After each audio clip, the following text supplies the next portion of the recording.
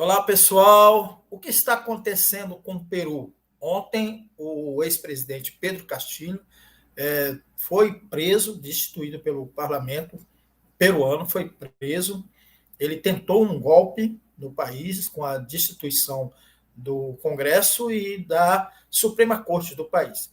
O Pedro Castillo foi eleito em julho do ano passado e ele foi eleito com uma base popular muito grande. Ele tinha um perfil de esquerda e transitou aí durante esse quase um ano e meio de governo para a direita, né? E tentou um golpe a lá Fujimori, né? Que é o ex-Alberto Fujimori, o ex-presidente do Peru, que implantou, que deu um alto golpe e implantou um regime de terror no nosso país vizinho aqui.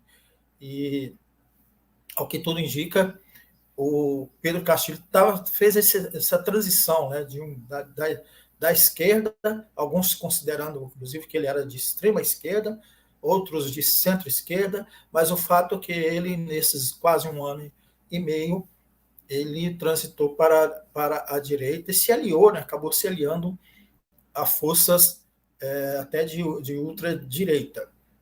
Nesse período, o Pedro Castilho sofreu muitos ataques, tentativas, inclusive, de destituição, sabotagem do seu governo, com muitos erros pessoais dele próprio na condução do governo. Mas quem vai falar sobre tudo isso é a professora Shirley Aymara. Estou trazendo ela aqui. Como vai, Shirley? Tudo bem? Tudo bem, João? Boa noite, boa tarde lá no Peru. É um prazer revê-los, um prazer estar de novo por aqui junto com vocês. Obrigada pelo convite. Maravilha. A professora e pesquisadora peruana Chile Aymara, na verdade o nome dela completo é Chile Tatiana Penha Aymara. Ela é uma mulher quichua peruana, indígena, docente universitária e pesquisadora, atualmente doutoranda em Direitos Humanos e Cidadania na Universidade de Brasília, a nossa querida UNB, internacionalista e mestre em Relações Internacionais pela Universidade Federal da Integração Latino-Americana, a UNILA. Ô, Shirley, nós conversamos em julho do ano passado, eu fiz uma entrevista com você, e você trouxe para nós toda a esperança que tinha com a eleição de Pedro Castillo, depois de um momento muito conturbado que o Peru passou, com a Operação Lava Jato lá peruana, suicídio de Alan Garcia. Então, todos aqueles episódios, um momento muito conturbado, a possibilidade de volta do Fujimorismo com a eleição da filha de Alberto Fujimori, que Pedro Castilho acabou derrotando, mas o Pedro Castilho frustrou muitas esperanças que ele trouxe, que você expressou na época para a gente. Eu queria que você começasse analisando isso, né? O que aconteceu com Pedro Castilho, que tinha um perfil de esquerda, alguns consideravam centro-esquerda, ou outro esquerda, pelo menos os setores que ajudaram a nossa eleição eram setores de esquerda, progressistas, e ele fez toda essa transição. No meio disso, entre a eleição dele e a sua tentativa de golpe e prisão, foi um governo muito conturbado, um governo que, inclusive, sofreu sabotagens, com muitos erros políticos e administrativos do próprio Pedro Castilho. Eu queria que você, inicialmente, fizesse uma avaliação desses quase um ano e meio e essa transição aí da água para o vinho, ou do vinho para a água, de Pedro Castilho. Bom, que boa pergunta para iniciar hoje essa conversa. Eu agradeço muitíssimo para as pessoas que nos ouvem, agradeço muitíssimo também pelo convite, né? Porque sabemos que o Brasil precisa de conhecer dos países vizinhos, dos processos políticos da América Latina, que não é que só no Peru poderia acontecer, pode acontecer em todos os países, e parece, né, que o tema que a gente vai trabalhar, que vai conversar hoje, é parte desse dominó, não sei se existe a palavra em português, eu acho que sim, desse dominó, né, do Sim. surgimento das esquerdas latino-americanas e os efeitos contrários, né, para esse dominó. É como se as fichas, né, começassem a cair e a experiência peruana, eu considero que ela é parte de um laboratório perfeito para um golpe. O golpe entendido como aquela interrupção à ordem democrática, o golpe estabelecido a partir das forças reacionárias, das forças principalmente da direita, unida com as forças da ultradireita. Então, nesse último ano e meio, né, mais do ano e meio, quase ano e 7 meses, a gente é triste, né, voltar nós reunir nessa entrevista agora, depois de ter talvez feito uma análise do que significava no começo, desde a eleição do Pedro Castillo como o primeiro presidente de esquerda no Peru, elegido democraticamente, né? Então, essa eleição foi histórica, assim como é histórica a eleição do Boric no Chile, a eleição do Petro na Colômbia e assim por diante. Então, dos países andinos, talvez o Peru foi um dos países que mais resistiu muito, né, à sociedade mesmo, às forças históricas que detêm o poder até agora, tentaram, né, se posicionar novamente e infelizmente, né, um governo de esquerda, né, o primeiro governo de esquerda elegido democraticamente termina, né, vamos dizer assim, nesse cenário golpista, né, desse cenário muito controverso e além que quando as pessoas me fazem a mesma pergunta, eu fico, como é que a gente explica isso, né? Quais ferramentas? Então, a história é uma das primeiras ferramentas que eu considero importantes para entender esse processo, entender como é que os processos políticos eles vão acompanhados com processos sociais também, processos de revoltas, de avanços e retrocessos. A gente tinha, faz 1 ano e 7 meses, muita esperança no que estava acontecendo.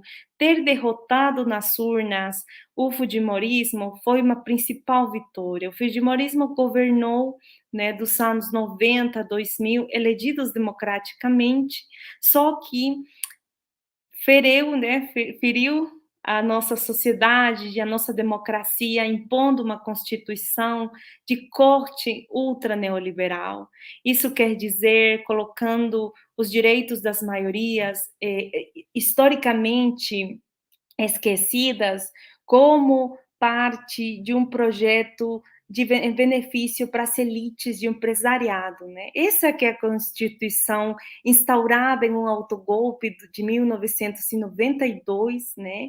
E que em 1993 o Alberto Fujimori ele impõe, né, fechando o parlamento e com o apoio das Forças Armadas e, claro, comprando os meios de comunicação. Então, é bom retratar isso aqui, porque explica muito, né, das atitudes antidemocráticas desde a fundação e a imposição dessa Constituição. Uma Constituição que foi mantida durante esse tempo. São mais de 30 anos que a gente tem essa Constituição, mais de 30 anos que as normas do jogo, elas não estão sendo respeitadas, senão maniobradas. E o que mais custa, e o que a gente está vendo agora, é o cenário do Castilho, né?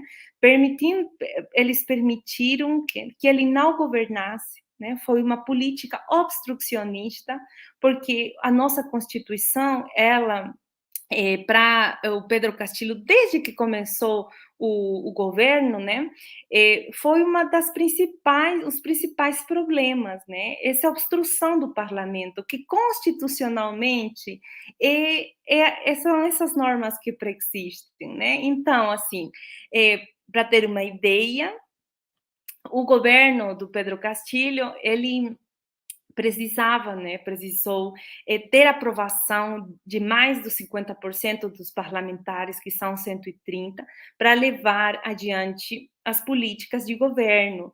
E ali é importante assinalar que ele apresentou vários gabinetes de governo, é dizer, nossa Constituição tem, né, essa coisa, esse artigo onde o parlamento precisa aprovar eles.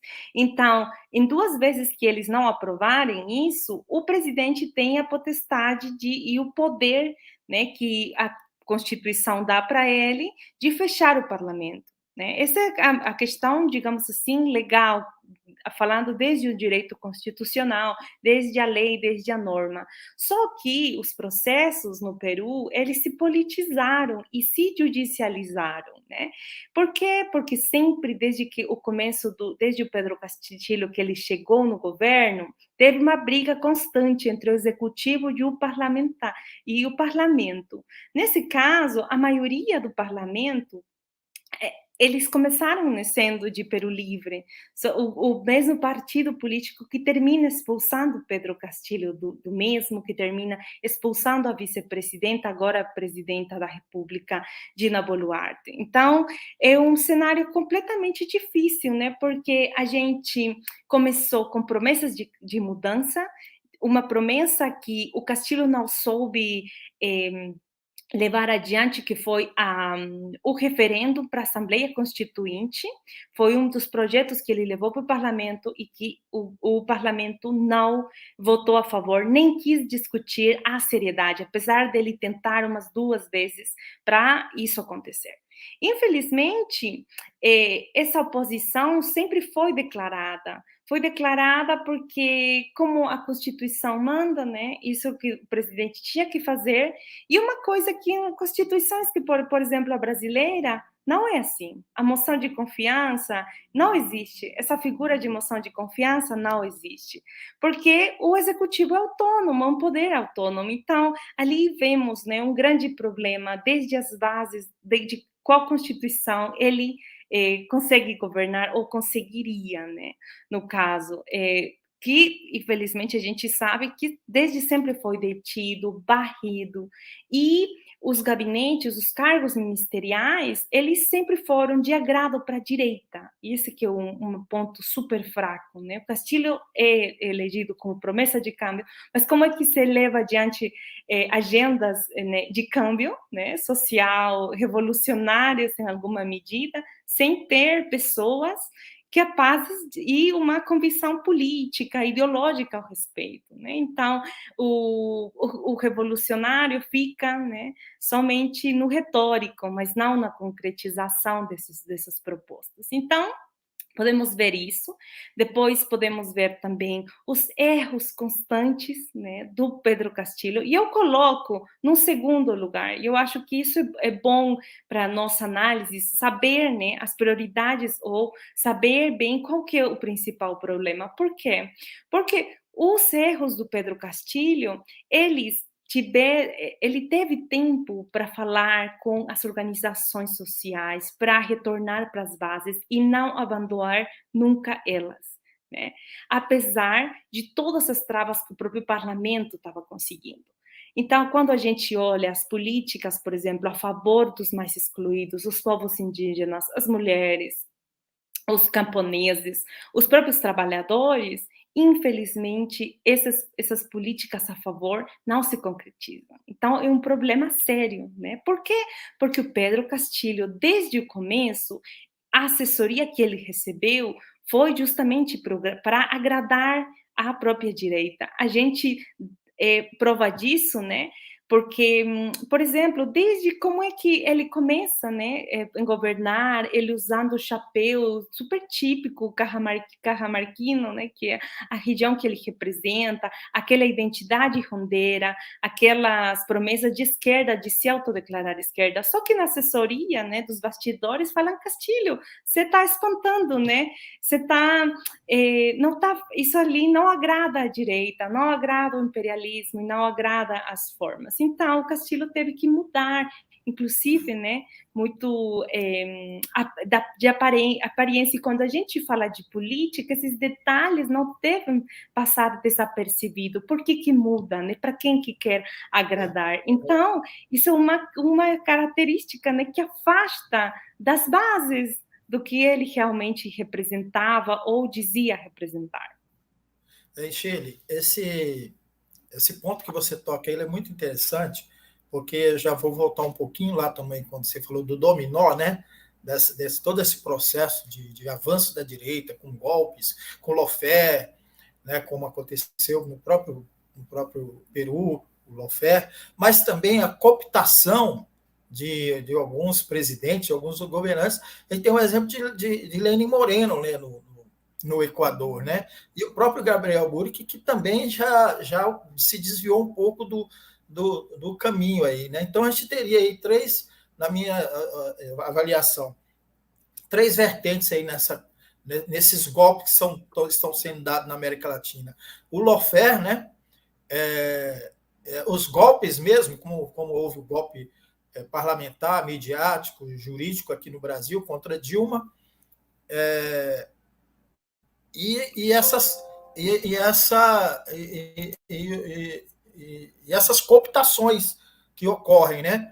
Aí eu queria que você avaliasse um pouco isso também, mas eu queria assim, entender, que você avaliasse para a gente quais são o equilíbrio de forças aí. Se o parlamento estava contra ele, e o parlamento tentou conduzi-lo cada vez mais para a direita, e os seus assessores também, mas qual o Peru que se espera depois desse golpe, aliás, dessa destituição e a prisão do Pedro Castilho? Bom, é uma pergunta dificílima, né? Porque o equilíbrio, e eu acredito hoje, né, que um ator fundamental nesses processos é a cidadania, né? São os movimentos sociais, são as pessoas que fazem parte do Estado, mas não na parte tão institucionalizada. Eu acredito muito nas forças que estão nas ruas, que estão fora de Lima, e isso é uma característica fundamental. Porque aquelas que estão em Lima, infelizmente, nunca apoiaram o Castilho, nunca apoiaram na intensidade que foi o apoio recebido, né, com o 25%, infelizmente, para aprovação do Castilho, né, que veio do interior do Peru. Então, a gente analisa esse equilíbrio, né? Entanto, cadê as forças de apoio constante para o Castilho, mesmo ele tendo tantos erros, mesmo ele tendo tantas desvantagens que a gente depois dessa situação a gente percebe, né? Ele no desespero ele foi confiar nas forças armadas, né, militares, fechando o Congresso, violentando a própria Constituição, que não quer ele, né, que não se ajusta para uma candidatura de esquerda. A constante persecução, né, eu acredito na ditadura parlamentar, esse é um tema muito sério que a gente precisa rever. Por isso que é importante a nova Constituição. Essa persecução, ela se baseia, né, numa Constituição onde aquele que chega de esquerda nunca vai conseguir governar. Por quê? Porque o parlamento é o detor daquele poder, o editor e aquele ator fundamental para tirar presidentes. A gente tem, ou teve, até agora, né, 6 presidentes em 5 anos. Então, e todos, né, e todas foram tirados pelo parlamento, pelo Congresso que a gente tem. Então, isso é sério, né, porque não existe um equilíbrio, eu diria. E o poder judiciário, como sendo um dos poderes, né, que a gente chama dentro da ciência política os poderes duros, digamos assim, ele também não teve tem uma grande afinidade com esses grupos, e a gente percebeu isso, né, na eleição da própria fiscal da nação, na própria eleição dos membros do Ministério Público, muita barganha política atrás disso, muitos favores, né, da própria direita para a manutenção disso, quando uma das promessas de campanha justamente do Pedro Castilho era que ia ser, né, que o poder judiciário teria a eleição de altos cargos deveriam ser por voto popular. Então, é um elemento também que ajuda, né, para ver aquela fragilidade e como essa ditadura parlamentar, ela absorve o gabinete, né, tendo o controle mesmo dos ministros, ministras que precisavam fazer parte do parlamento, muitos deles aliados, né, a partidos políticos dentro do parlamento, e também no judiciário, né, que o mesmo judiciário que acabou nesses últimos meses, né, em 7 meses, liberando a Keiko Fujimori, né, não perseguindo mais ela, liberando também outros personagens controversos, por exemplo, que agora têm poder, né, na própria sociedade fora de Lima, como o Antauro Humala, por exemplo. Então, tem uma explosão, né, porque e nada de equilíbrio. Eu acredito hoje que o parlamento é um problema sério, né? Um problema, hoje já não é mais uma possibilidade, é um problema, porque ele justamente detém todos os poderes, detém a capacidade da gente também se organizar nas ruas, nas mobilizações, porque sabemos que esse parlamento, ele responde e vai continuar respondendo para essas maiorias, para essas minorias, né, da elite, essas minorias que só querem poder, que querem dinheiro, que podem controlar, eleger e tirar presidentes à vontade. Então, isso é sério.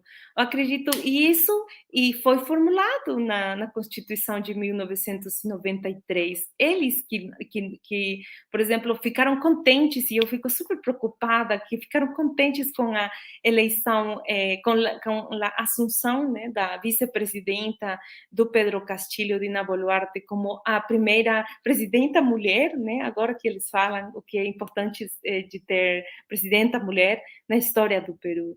Então, ela, no discurso dela, inclusive, disse, né, que ela quer governar até 2026, mas governar para quem é a pergunta. Se a gente percebeu claramente esse tipo de conversação interna, eles parabenizaram, inclusive a própria Keiko Fujimori parabenizou já a vice-presidenta, uma coisa que a própria Keiko Fujimori não queria, né, o Castillo como presidente da República, porque eles nunca reconheceram que tinham perdido nas eleições, nunca.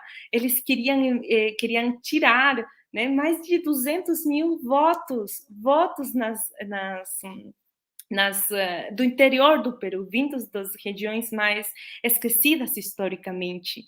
Então, a gente vê, né, claramente como é que funciona essa negociação política, como é que funciona essa ditadura parlamentar em muitos casos, e como é que essa Constituição continua favorecendo esses poderes. E um dos poderes, né, que a gente também, na ciência política e nas relações internacionais, precisamos de analisar é o poder dos meios de comunicação, né, e o poder das Forças Armadas. Então, no poder dos meios da comunicação, inclusive, eles nunca apoiaram o Castillo. Manchete em contra do Castillo o tempo inteiro. Cadê a liberdade de expressão? Né? Cadê o seguimento para os avanços, pequenos avanços que o Castillo talvez quis propor, né? Tinha cada noticiário nos domingos falando mal do presidente, falando, tipo, quase que afirmando, né? Teria sido envolvido por casos de corrupção, teria sido culpado, teria e teria. Então, tudo isso, nada com provas fiéis, né? Teria recebido dinheiro de tal pessoa, teria, e a retórica mesma de todos os meios de comunicação, aqueles que também têm o poder, aqueles que têm vínculo com o parlamento, porque são os parlamentários acionistas de alguns meios de comunicação ou amigos deles, né? Então, a gente precisa ter esse equilíbrio de forças, de poderes institucionais dentro do Estado, mas também aqueles poderes fácticos, né, que acabam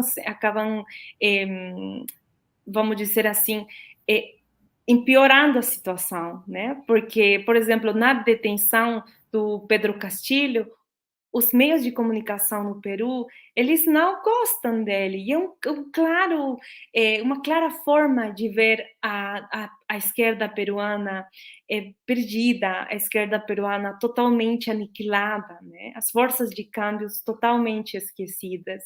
Então, é o mesmo que aconteceu com os meios de comunicação na Bolívia, né? Como é que eles enxergavam o Evo Morales, né? Quais fotos elas mostraram dele e o que também fizeram e fazem nos governos de esquerda que continuam Fizeram contra Lula e Dilma no Brasil, né?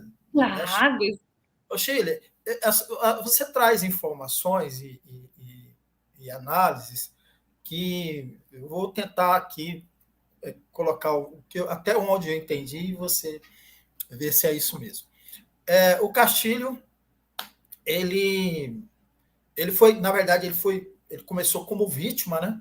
Teve toda a sabotagem, começou como vítima. No ato, você menciona isso, você usa essa expressão, no ato de desespero, ele tentou o golpe.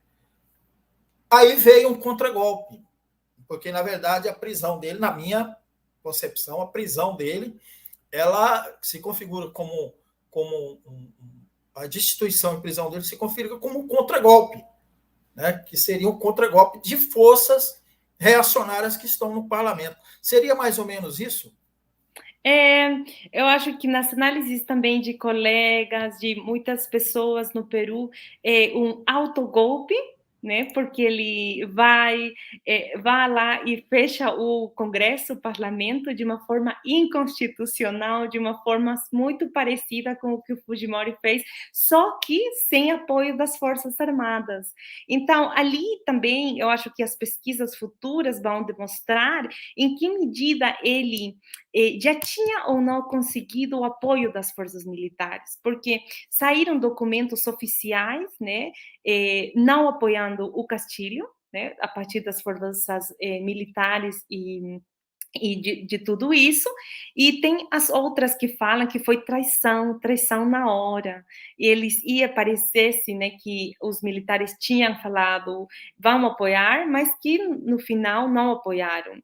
Então isso aí é um tema interessante para a pesquisa futura, que a gente precisa ter uma certeza disso, né, da negociação interna que teve. E depois, em menos de 2 horas, né, porque agora tirar presidentes da República de esquerda, elegidos democraticamente, é um golpe express, né? Um impeachment express que chama a atenção, porque foram menos de 2 horas para a gente saber que o parlamento ia votar em contra.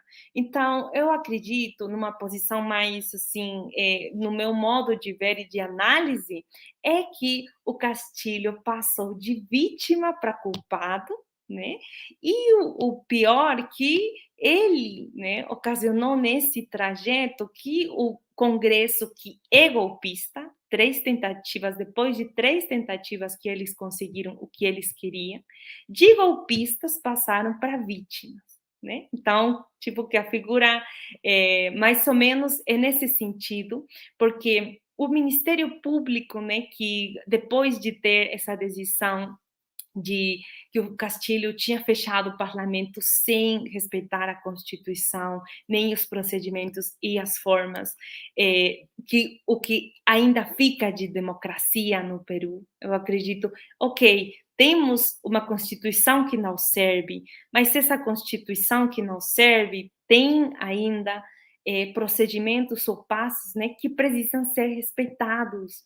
Um erro terrivelmente de a gente percebe ali nos vídeos quando ele fala que ia ser tirado do poder, né, que a gente fala de vacado, né, tem para ler o que ele representa, como é que ele se dirige para o público, para os meios de comunicação, é muita atenção. E o Castilho é uma das figuras que não sabe, nunca soube manejar bem o discurso, se mostrar com uma segurança, ele sempre mostrou muita fragilidade. Então, isso os meios de comunicação aproveitaram muitíssimo, né? Depois que ele fecha o parlamento, os congressistas golpistas, né, vão de heróis, de heroínas, infelizmente, falando que ele é um ditador. eu acredito que o ditador, né, é um termo também que a gente precisa rever com as provas depois disso, se o Castilho teve ou não, né? Mas assim, ele teve que pensar bem em 2 horas, né? Não fazer isso, porque ele teria saído melhor, vamos dizer assim, somente se ele não teria fechado o parlamento. Ele sabia que ia ser que ia ser tirado do poder, né? Ele sabia, mas assim, o Congresso golpista, ele teria continuado sendo golpista e não mais vítima. Então, golpista, né? E eu tenho certeza, como está acontecendo agora, que o povo teria se revelado diante disso, né? Era só esperar, Castilho, 2 horas, menos de 2 horas, para não permitir que os golpistas voltem e continuem fazendo o que eles mais gostam de fazer. A direita no Peru, ela governa com caos, ela governa com desordem, ela governa com ódio, ela governa com inestabilidade. Isso que essas forças políticas querem tirar o presidente que não é como eles, querem tirar um presidente que é indígena, o presidente que pela primeira vez na história da família, na família dele, alguém chega a ocupar um lugar de tanto poder. Isso que a elite não aguenta, isso que as esquerdas, as direitas e ultradireitas da América Latina se posicionam, né? Porque elas se veem ameaçadas, né? Não é possível para eles que um camponês rondeiro volte. Eu acho assim que esse é um golpe agora do parlamento. A gente não precisa falar que eles são, não podemos considerá-las eles de vítimas, como eles querem que a gente perceba isso, porque apesar disso, tem pessoas, tem movimentos sociais fora de Lima que apoiam o Castilho, apesar do dos erros e apesar de tudo que aconteceu tão rápido. A gente não sabe se é uma ameaça real para a vida dele, né? Se falou muito sobre a procura de exílio, se falou muito sobre a traição, inclusive do motorista que estava levando o Castilho para a embaixada do México, porque o AMLO tinha falado que ia receber ele antes da detenção, né? Mas depois todos os meios de comunicação foram e prenderam ele. Né? Então, isso parece que é uma maniobra, né? E uma maniobra reacionária, né? Das piores coisas. Eu acredito que o Castilho fez erros, mas a gente precisa olhar o inimigo real. O inimigo real, que hoje é essa Constituição de 1993, e os inimigos reais são o parlamento golpista, o parlamento que quer desordem, o parlamento que não gosta de governabilidade. Muito bom, Sheila. Para a gente encerrar, Sheila, eu queria que você me analisasse para a gente qual o futuro agora do Peru depois disso, né? A Dina, né, que é a presidente, né, que assumiu a vice-presidente, qual o perfil dela que você vê, né? Ela, inclusive, foi, junto com Pedro Castilho, eles foram expulsos do partido, né? Então, significa que ela não tem esse apoio, né? Onde ela está agora, que partido é o dela, como é que ela está se posicionando, como é que ela se posicionava dentro do governo, junto com o Castilho, né? E qual vai ser esse futuro agora do Peru, né? O que vai acontecer? Você mencionou que ela, no discurso, disse que quer governar até 2006, no final do 26. mandato. 26, desculpa, exatamente. Até 2026. Agora, mas para quem? Para quem ela vai governar? E qual o futuro do Peru? Uhum. Bom, eu acredito muito do que as esperanças minhas vêm a partir do que está fora de Lima ou aqueles esquecidos historicamente. Hoje estão demonstrando, estão fechando as rodovias, o sul do Peru está parado porque não aguentam o que não aguentam o que está acontecendo, né?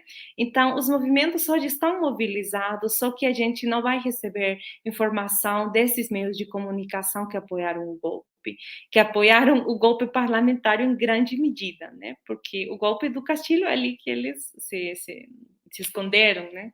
Então, eu vejo uma sociedade acredito que precisa, infelizmente, se precisa de mais crises profundas para enxergar direito qual ou quem é o inimigo do Peru, é inimigo da governabilidade. Então, hoje, o comportamento que teve o parlamento é claríssimo, né? De quem está a favor da democracia e quem não está. Então, hoje eu vejo isso.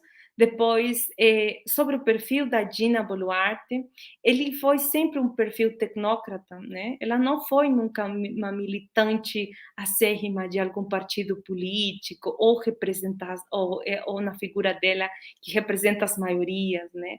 Apesar dela, olha, João, ser do meu estado, né? Da minha região, que é Apurímac, né? Dela ter por exemplo, fundado o Clube Apurímac lá em Lima, de ter participado e sendo ocupado cargos de tecnocráticos, né, em várias instituições do Estado, porque a gente, ela é mulher também, que é uma questão identitária que hoje, né, os grupos de poder falam muito bem sobre isso, né? Defendem isso, é muito bom ter uma mulher.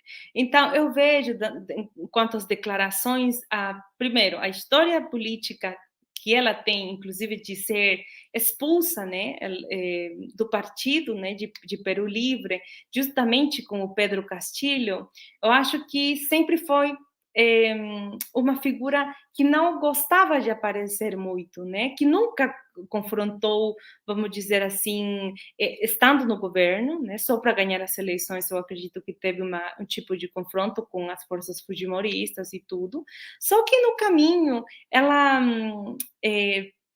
decidiu, né, nem fundar um partido político, e ela vai precisar, né, para ter aquele apoio que ela precisa para esse novo gabinete que ela vai fazer. Mas assim, a gente sabe que essa Constituição não funciona, e eu acredito que vai ter mais mobilização enquanto ela não voltar com as mudanças de câmbio, né? Porque as pessoas no interior do Peru, quando o interior do Peru realmente reaciona da forma mais violenta. Espero que não tenhamos que perder vidas, espero que o que resta de democracia, né, o que fica de democracia não seja mais violentado, né, do que já está sendo agora, porque é o mínimo. A Dina precisará, né, de se mostrar para o povo peruano quem ela realmente é, né? E essas alianças que me preocupam, eu sou muito. Ela disse que ia governar até 2026, quando talvez a resposta teria sido: olha, ela disse, né? Vamos fazer trégua. Trégua com quem que ela vai fazer? Né? Com quais setores ela quer uma trégua? Né? Que quer um tempo para pensar isso. Então, o correto é dela, né? Obedecer às promessas de câmbio. É impressionante como a direita quer ela e gosta dela, né? Os atos, voltando um pouco para os símbolos políticos, são muito evidentes dentro do parlamento. Todos os congressistas golpistas foram lá parabenizar ela, sem falar, sem propor, né, alguma alternativa de mudança para o que está acontecendo agora. Então, é uma luta, infelizmente, de desacreditação política, né? Porque isso que a direita quer, os grupos que têm poder querem, né? As pessoas mais decepcionadas politicamente, e para eles irem em contra dos direitos dos povos indígenas, irem em contra dos direitos dos trabalhadores, trabalhadoras, das próprias mulheres e de tudo isso. Então, a gente é uma situação muito preocupante, né? E vamos ver como é que o povo peruano reaciona, né? Como é que ele se posiciona, porque é incrível, né? Aquele apoio que o povo peruano está recebendo, apesar do que o Castilho fez, né? Então, falam que a institucionalidade talvez já não é mais o caminho, né? Talvez poderíamos pensar em outros modelos, mas e a gente, onde é que fica o Estado, né? Nessa questão, né? Houve muitos já desconfiantes sobre o que seria o Estado, a figura do Estado, mas eu acredito ainda na luta interna mesmo dentro do Estado, né? Pressionando até o final e tentando ocupar com essa força, né? A gente tem exemplos aqui na América Latina, países vizinhos tão perto da gente, Bolívia, Equador, que com muitas mobilizações conseguiram. Então, vamos tentar que aguardar, ver, né? Talvez desejo muita força também para esses movimentos. Eu me posiciono a partir também desses movimentos, porque não posso vir aqui falar que, olha, eu não tenho posição, porque eu tenho uma posição, e é uma posição também que muitos acadêmicos, mesmo sendo de esquerda, progressistas, que moram em Lima, não querem assumir. Né? E a gente precisa dessas posições, né? Precisa disso, precisa de uma crítica, mas também de formas, né? De propostas. Então, hoje os movimentos camponeses que estão nas ruas precisam já ter quais vão ser os caminhos. A nova Constituição é o caminho, mas o que a gente vai precisar para fazer ela realidade? Quais são as propostas? Então, assim, voltarem a se posicionar pensando dentro do Estado e dar a batalha ali, porque se a gente não continua lutando, quem é que vai ocupar esse espaço? Não podemos, né, deixar ele. Shirley, você mencionou dois pontos que eu considero importantes nessa sua fala. O primeiro delas é a importância da mobilização dos setores populares, os camponeses, os indígenas, que falharam, segundo você menciona, no apoio a Castilho lá desde o início do governo. Né? Todas as investidas que ele teve de golpe do parlamento, a postura da imprensa, que você menciona também, e o avanço das mudanças, né, dos câmbios, das mudanças que você se refere, eles vão precisar deste apoio popular, do avanço, para forçar, né, que o parlamento não copte a, a Dina Boluarte também. Né? Mas, pelo que você menciona também, eles já estão fazendo essa investida contra ela. Né? Ela Agora, já está cooptada, no oi? meu ver, né? Ela já está ali como peça-clave fundamental, porque se ela não fizer isso, a direita lembra o que a direita já fez nos anteriores governos, né? Tiraram a Dina, não tem segundo vice-presidente, né? Agora iriam pelo presidente do parlamento, no caso. E aí seria pior, né? Porque a direita já soube na experiência antes da eleição do Sagasti, né, que foi o presidente antes do Castilho, eles já souberam, né, sobre isso, que a população se revoltou. Então, a Dina é tipo a porta, né, de entrada para eles, né, a porta para não ter mais mudanças que a gente Ou precisa, né? seja, ou ela faz o que eles querem, que esse parlamento reacionário, direitista, elitista, ultra neoliberal quer, ou ela vai ser destruída e assume o presidente do parlamento. Resumindo, Essa essa figura que eu vejo assim mais claramente, porque se não se acomoda, eles têm o poder. Infelizmente, eu acho assim que nos debates sobre a Assembleia Constituinte, essa questão de incapacidade moral tem que ser tirada, né? Não precisa ter, porque uma má interpretação, né, para a lei é um lawfare, uma judicialização da política, né? Quem é incapaz moral? Eles não são incapazes morais?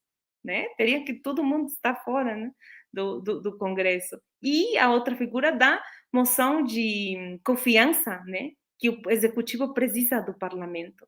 Então, assim, a gente vê, né, que uma Constituição, eles não querem mudar isso, nem querem discutir isso. Então, os movimentos sociais precisam ter uma pauta sobre essas figuras. O Castilho tentou 2 vezes em levar os projetos para discussão, mas nunca aceitaram. porque sabem que se o povo aceita, né, e se leva adiante o processo constituinte, essas vão ser duas das principais razões, ao meu ver, de garantia, né, da governabilidade que a gente tanto precisa.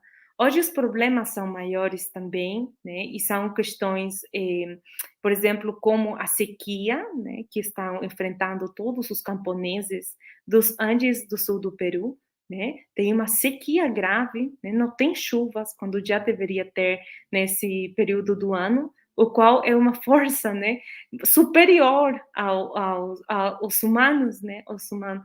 Então teve muitos incêndios, né, teve uma hambruna, está tendo uma hambruna e vai ter ainda. Então essas condições, né, que fogem disso, eu acho que também deveriam ser cenários para concretização de demandas para uma nova Assembleia Constituinte, continuar discutindo as políticas do agro, continuar defendendo a agricultura nesse sentido e continuar construindo um mundo mais justo, né? Porque essas pessoas que vão ser afetadas são as pessoas que votaram no Castilho, que votaram nas mudanças de câmbio das mudanças, né, para a própria esquerda e que hoje estão marchando nas ruas, então, e estão fechando as rodovias. Então, isso é muito evidente, né? Eu acho assim que a força vai ter que vir disso e a gente, né, como profissionais, como pessoas engajadas, precisamos pautar também, né, ajudar nesse processo da construção. Não é que tudo está perdido, não, precisamos de encauzar isso para o que a gente realmente quer. Né? Então, a Dina ela não oferece isso, né? E o povo vai estar agoniado e cansado, né, dela. Você menciona, desculpe interromper, mas você menciona alguns pontos aí, a seca, a situação dos camponeses, dos indígenas. Como está o Peru economicamente hoje? Como é que está a situação do Peru e como é que está a situação do povo em geral aí diante desse cenário todo que você... Bom, a gente está enfrentando um custo, né, de alça de vida, né, do dia a dia, algo que a gente não tinha percebido de tanta magnitude, né, nesse último período. Os problemas e os conflitos internacionais, eles chegam, né, e se agudizam nesse sentido. Então, isso aí temos uma economia inflada, né, isso também que vai ser um dos temas que a Dina vai ter que resolver logo, né? Porque não é mais um sistema de desigualdades, né? A gente, por exemplo, os índices de informalidade superam os 70, 80% da população. Então, isso é muito sério. E as pessoas, né, relegadas nesse sistema, tarde, né, mais cedo do que tarde, eu acho que elas vão reagir sobre esse tipo de políticas, né? E aquelas pressões internacionais também que hoje se vão configurando, né? Porque anteontem foi a Cristina Fernandes, né, da Argentina, com toda essa questão. Ontem foi o Castilho e depois não sabemos quem, né? Ontem foi o Castilho também que a gente precisa rever, né? Essa foto aí quando eles entonam, né?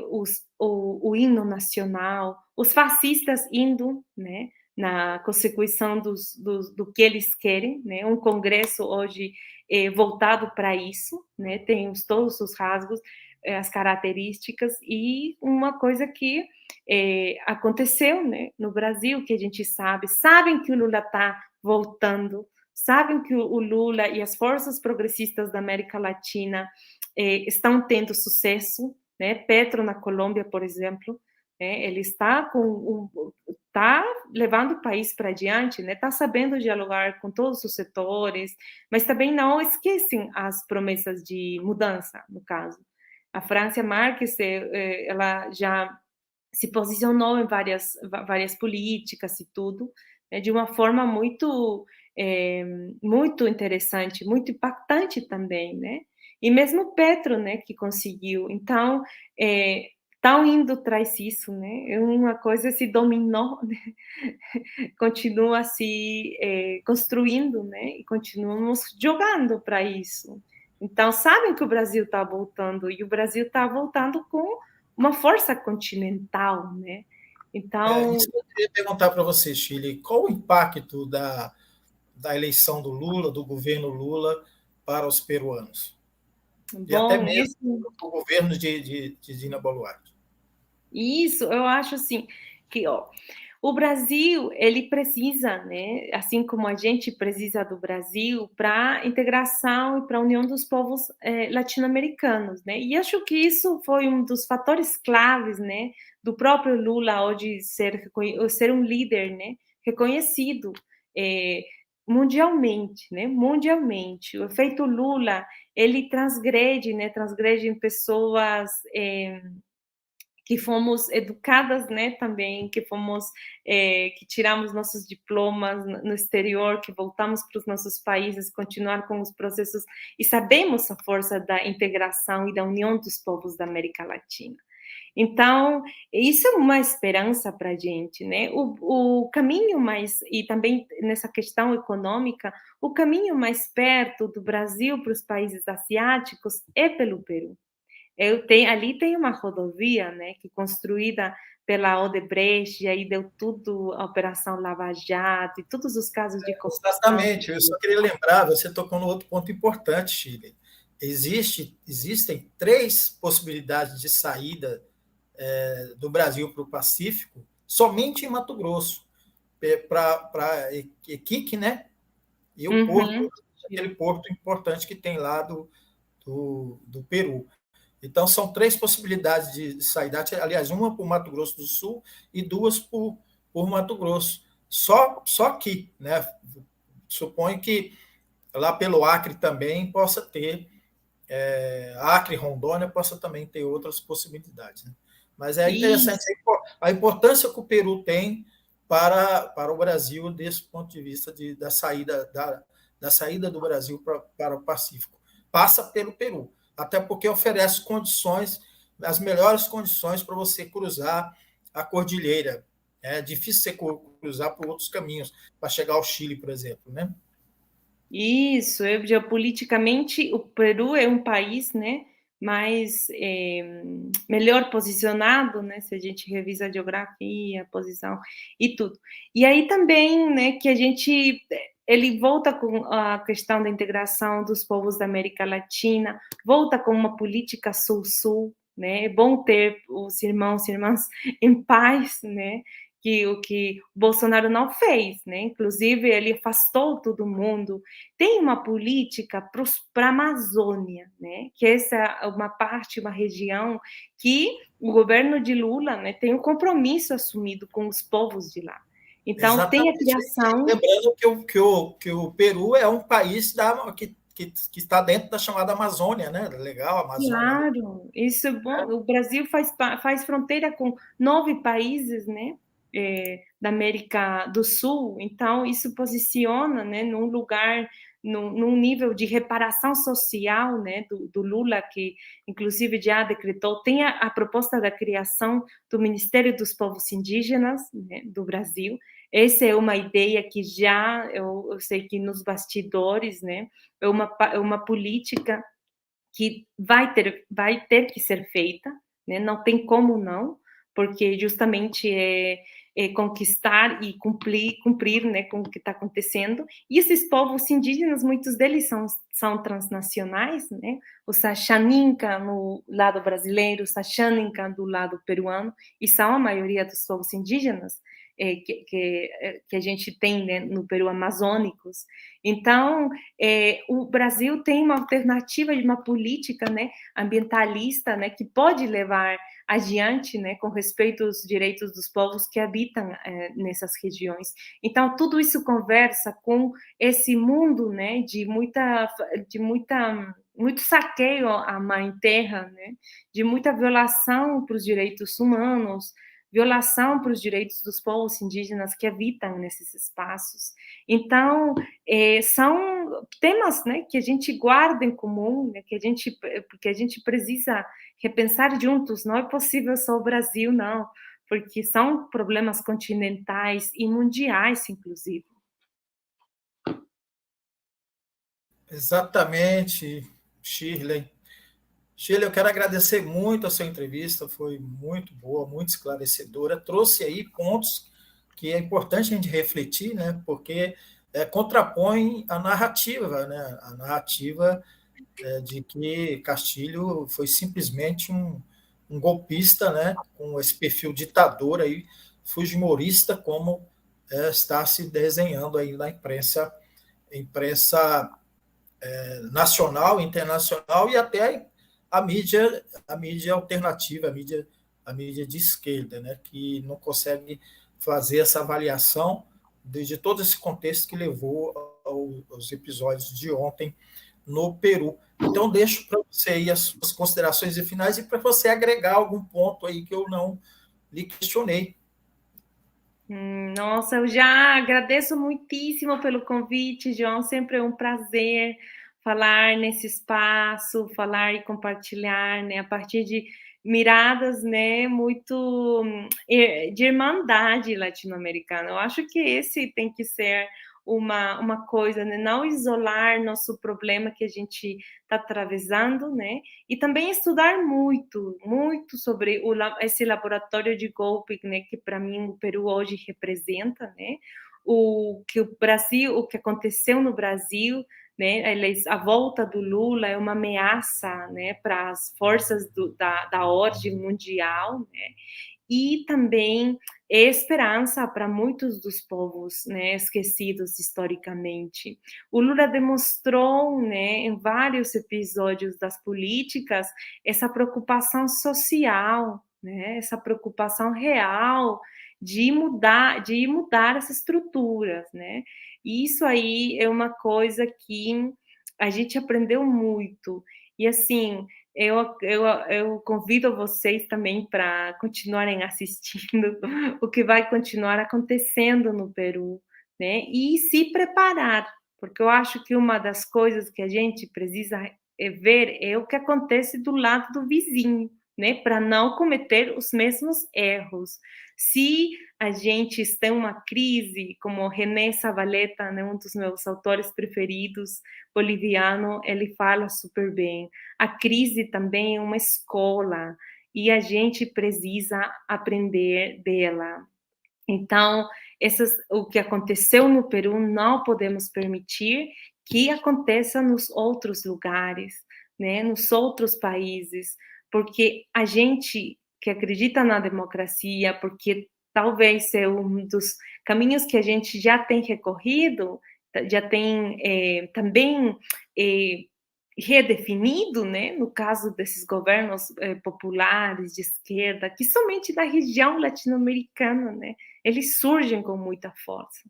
Isso é uma característica da nossa resistência histórica diante à opressão, ao colonialismo, e os temas, né, que hoje continuam acompanhando. Muito obrigada, João, e obrigada também para quem ficou até agora assistindo a entrevista. Eu que agradeço, mas antes de terminar mesmo, você mencionou a Mãe Terra, Pachamama. Você sempre menciona a Pachamama, você falou da Amazônia, né, a defesa do meio ambiente, mas também a defesa dos povos originários, né, da nossa América Latina. Então, eu queria que você encerrasse agora mesmo falando um pouco de Pachamama. Isso, vamos encomendar também para, primeiro, apoiar, né, essas resistências históricas ancestrales que acompanham os nossos caminhos, as nossas convicções de vida também, de luta, de posicionamento, né, de olhar para os nossos privilégios também, em muitos casos, e colocar nossos talentos, nossas forças, numa força maior que a nossa Mãe Terra, que são os nossos povos indígenas originários, que são a resposta, né, para esse sistema de tanta violência, para esse sistema. A gente precisa aprender muito do mundo indígena. Por isso que essa nova Constituição, nos processos de câmbios, devem abraçar a questão indígena, devem ser partícipes. Essa Assembleia Constituinte deve participar, os povos devem ser os protagonistas. Então, eu desejando a todos também muita força, Jayaya, os pueblos em luta, Jayaya, Pachamama y Jayaya Horizonco, Guarmicuna Runaicunan, Yacta Masicuna. Maravilha, Shirley. Agradeço novamente você. Muito obrigado pela sua entrevista maravilhosa. E você que está nos acompanhando aí, muito obrigado. Se inscreva no nosso canal, ajude a impulsionar aqui o nosso trabalho aqui no nosso canal. E a gente volta em outra oportunidade, e outro momento também, né, Chile? Vamos acompanhar os fatos e você volta também depois aqui para a gente ver como é que está sendo os desdobramentos lá no Chile, né? Valeu, um abraço. Tá bom, no Peru. Tchau, João. Ah, gente, no Maravilha. Peru, pelo amor de Deus, que eu tô com a cabeça no Chile aqui, porque eu estava fazendo a leitura do Chile. No Peru, gente. No Peru. Tá Muito bom. bom. Muito obrigada. Parabéns, João. Tchau, tchau. Valeu.